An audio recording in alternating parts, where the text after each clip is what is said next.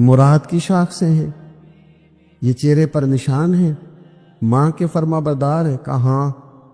کہنے لگے اٹھاؤ پھر ہاتھ میرے لیے دعا کرو۔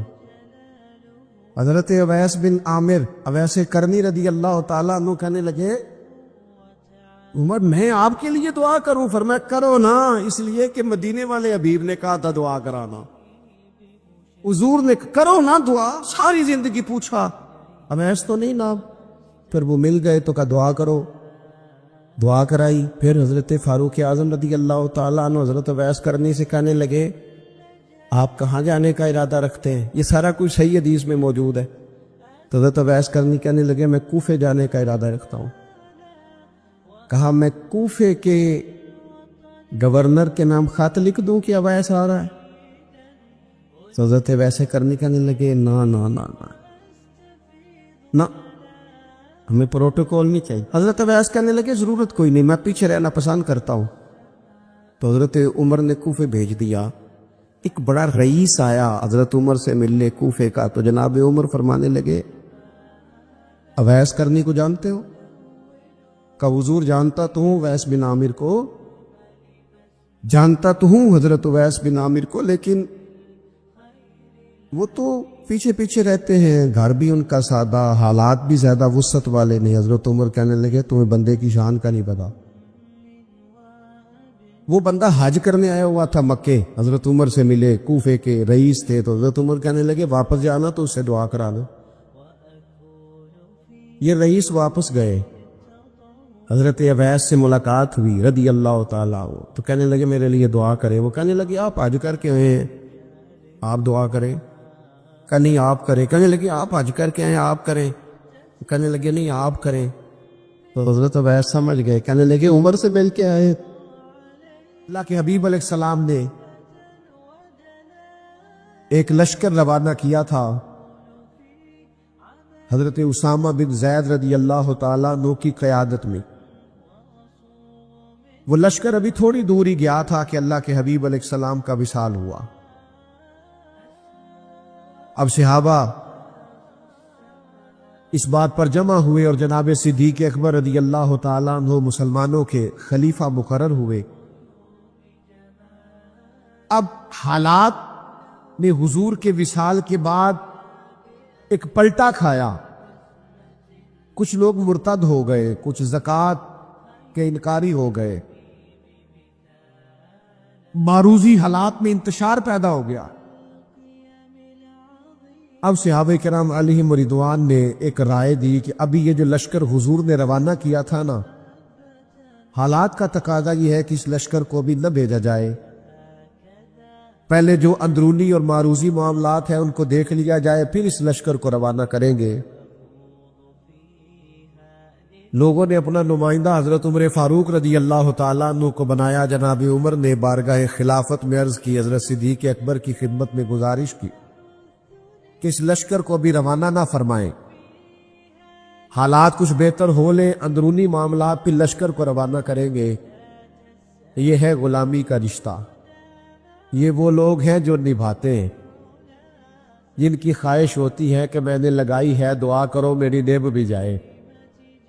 حضرت ابوبکر صدیق رضی اللہ تعالیٰ عنہ نے جناب فاروق اعظم رضی اللہ تعالیٰ عنہ پر جلال فرمایا عمر تمہیں تمہاری ماں روئے، مجھے اس لشکر کو روکنے کا مشورہ دے رہے ہو جس سے روانہ مدینے والے محبوب نے فرمایا۔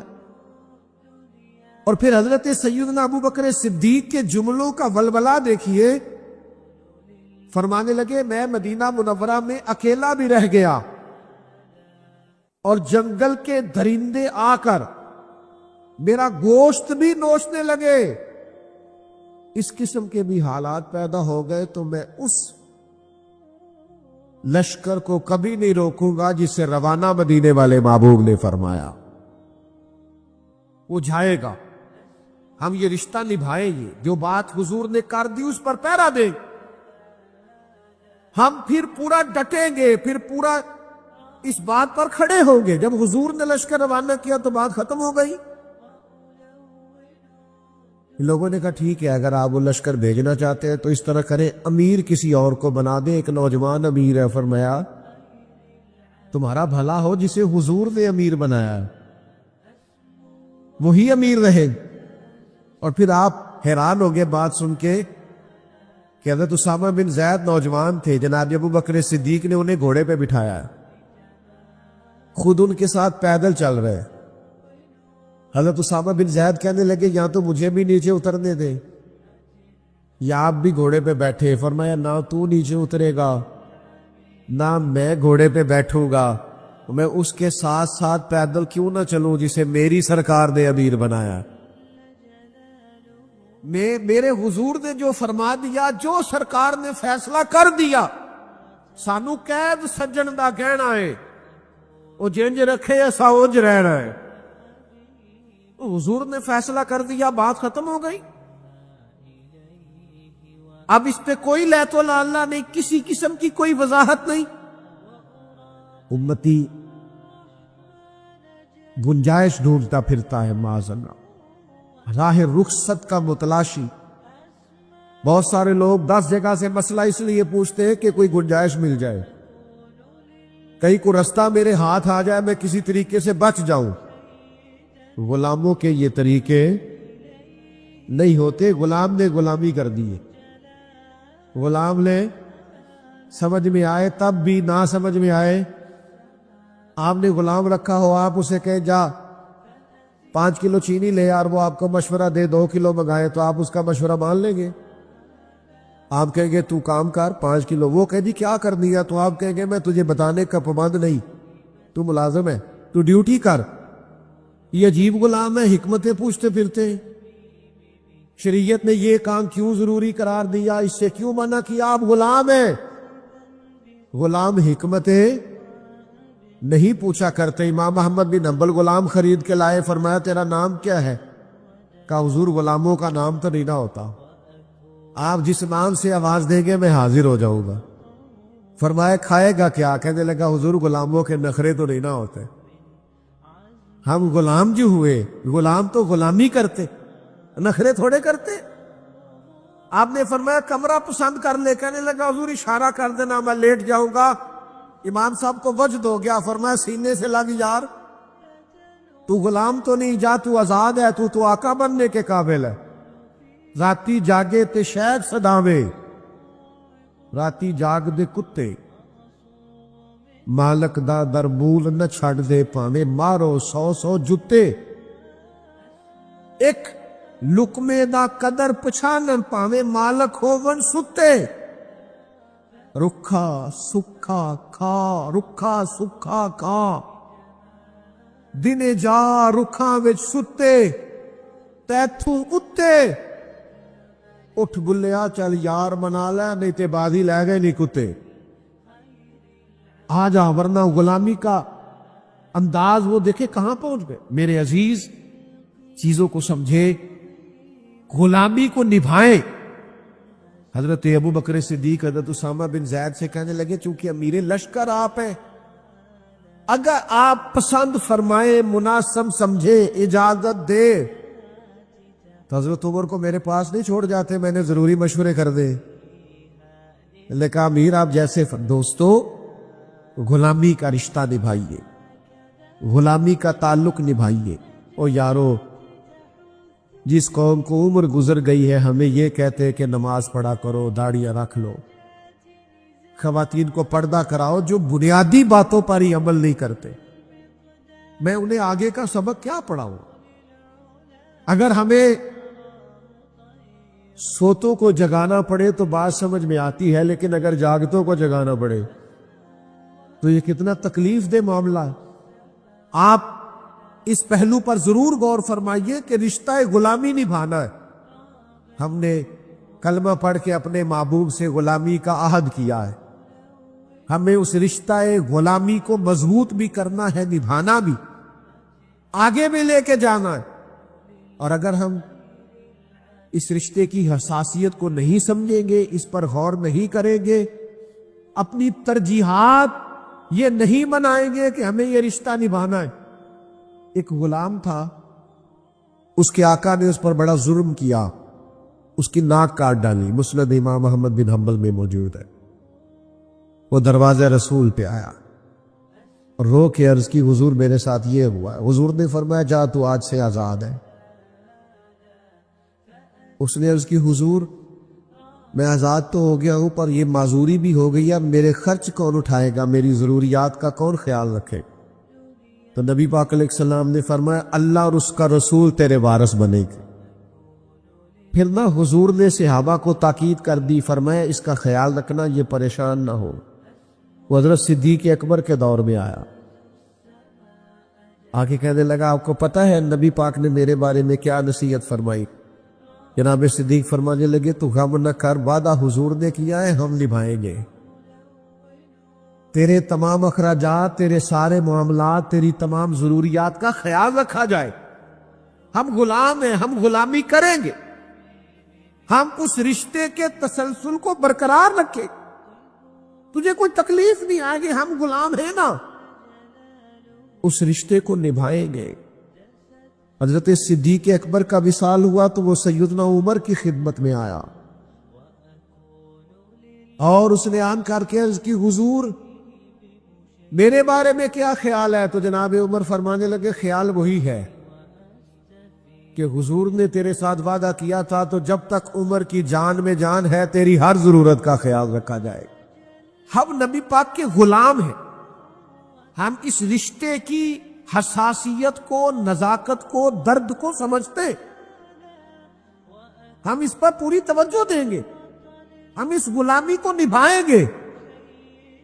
ایک غلام ہے، وہ ناک کٹی ہوئی ہے، اس نے حضرت عمر سے کہا میرا مصر میں رہنے کو دل کرتا ہے، فرمایا جہاں تیرا دل کرے گا وہاں رہائش مل جائے۔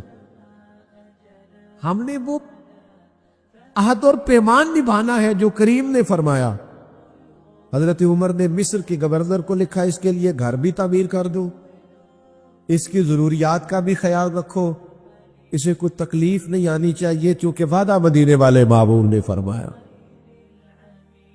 جب تک ہم اپنے ذہن کو، اپنی فکروں کو، اپنی طبیعت کو پورے طور پر مائل نہیں کرتے کہ ہم نے وہ خاص تسلسل جو نبی پاک علیہ الصلوۃ والسلام کے تبلیغ دین کا ہمارے اسلاف نے سنبھالا تھا وہ ہم نے سنبھالنا ہے، ہم نے وہ غلامی کرنی ہے۔ اور پھر میری تبلیغ ہی ضروری نہیں،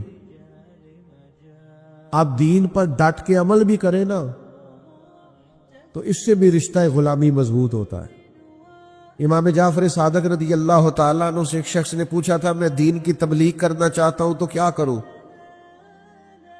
تو آپ نے فرمایا کوئی مشکل کام نہیں، تو دین پہ عمل کرنا شروع کر دے، دین کی تبلیغ ہونی شروع ہو جائے گی۔ عمل کریں آپ دین پر، سنت پر، شریعت پر، احکامات نبوی صلی اللہ تعالیٰ علیہ وسلم پر عمل کریں، آپ محسوس کریں گے کہ تبلیغ ہونے لگی، اشاعت دین ہونے لگی۔ لیکن جب تک آپ عمل ہی نہیں کرتے، لا تو لا اللہ کرتے ہیں، بہانے بازی کرتے، باقی ہر چیز کا خیال ہے، یہ جو غفلت ہے نا، غفلت یہ بڑی نقصان دہ چیز ہے، یہ انسان سے تعلق رکھنے والی ہر چیز کا برا حال کر دیتی ہے۔ ہم نہ تو اب کمزور ہیں، نہ ان پڑھ ہیں، نہ چھوٹے ہیں، نہ جدید دور کے تقاضوں سے ہم نہ آشنا ہیں۔ کسی شخص سے بھی آپ گفتگو کریں گے تو اللہ کے فضل سے وہ ڈھیر ساری چیزوں کا ادراک رکھتا ہے، سمجھ رکھتا ہے، شعور رکھتا ہے۔ وہ آپ کے ساتھ جب گفتگو کرتا ہے تو محسوس ہوتا ہے کہ وہ ساری چیزوں کو سمجھ رہا ہے، خطرات سے بھی آگاہ ہے، خوشخبریوں سے بھی آگاہ ہے، آنے والے وقت میں کون سی چیزیں نقصان کا باعث بن رہی ہیں اور کون سے پھول خوشبو دینے جا رہے ہیں، وہ سب چیزوں کو جانتا ہے۔ لیکن اس کے باوجود جو اتنی زیادہ کمزوری امت میں آ گئی ہے، اس قدر زیادہ ٹوٹ پھوٹ کا جو ہم شکار ہیں، تو زیادہ تر مسئلہ ہماری لاپرواہیوں کا ہے، ہم غفلتوں کا شکار ہیں۔ غفلت ایک خوفناک چیز کا نام ہے، یعنی جو بندہ پرواہ نہیں کرتا، توجہ نہیں دیتا، خیال نہیں کرتا اپنی ذمہ داریوں کا، وہ شخص فساد کا باعث بنتا ہے، وہ نقصان کرتا ہے، وہ اذیت ناک حد تک چیزوں کو لے جاتا ہے۔ آپ کو بہرحال پرواہ کرنی پڑتی ہے۔ یہ جس دور میں میں اور آپ ہیں نا، یہ لہو و لعب کا دور ہے، کھیل تماشے کا۔ کھیل تماشا ہمیشہ انسان کو لاپرواہ کر دیتا ہے۔ آپ دیکھ لیں، کل تک کھیل تماشا کسی گراؤنڈ میں جا کر کسی آلے کے ساتھ کھیلا جاتا تھا، وقت نکال کے لوگ جاتے تھے، کچھ دیر کے لیے ان کا ذہن تقسیم ہوتا تھا، گھر لوٹتے تھے، اپنی ڈیوٹی کرتے تھے۔ اب کھیل تماشے ہماری جیبوں میں آ گئے۔ چھوٹا آدمی، بڑا آدمی، اس سے بڑا آدمی، وہ سب اس کھیل تماشے میں مبتلا ہیں، اور وہ مذاق کی کیفیت اتنی دور چلی گئی ہے، میں بڑی معذرت کے ساتھ یہ بات عرض کرنے لگا ہوں کہ بعض اوقات بڑے بھی اس چیز کا شکار ہو کر اس طرح کی بات کرتے ہیں کہ چھوٹے ادھر ادھر دیکھ رہے ہوتے ہیں کہ کیا اس کو یہ بات کرنی چاہیے تھی، لیکن چونکہ ساری رات ساری صبح لگ ہی اس کھیل تماشے میں گئی ہے، لہو و لعب میں گئی ہے، مزاج بن گیا ہے،